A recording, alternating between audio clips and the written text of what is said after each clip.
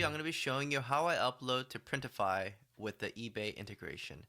Alright, so for this example, I'm going to be using a shirt. So you want to log into your account, make sure the eBay integration is with Printify, and then you want to go to Catalog. You want to go to Women's Clothing, T-shirts. From here, you want to go to the Bella Canvas 3001. And then from here, you want to click on your print provider. The one I'm going to use is called Dream Junction. I'm going to click Start Designing.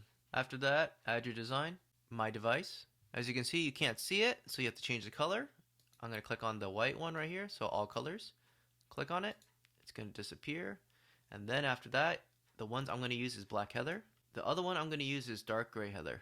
Okay, so from here, you want to adjust your design. I'm going to just expand it a little bit, make it big as I can, and go to the top area and align it to the middle. After that, you want to click on prices and variants. You want to go to your listing right here, which is the black heather.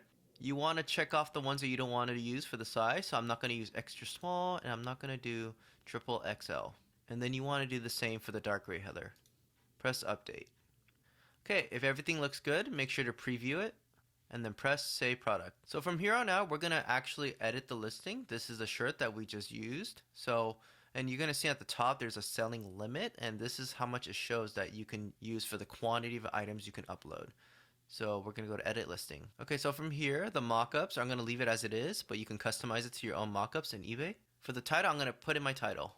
For the description, you can leave it as it is, or you can customize it, which I do recommend that you customize it. For the prices, I'm going to do 60%. And then the other one you want to worry about is just making sure the profit margin is correct. I'm just going to do 60%, but you can do anything that you want to do. And for the quantity, you want to update the quantity as well. So I'm going to press update quantity.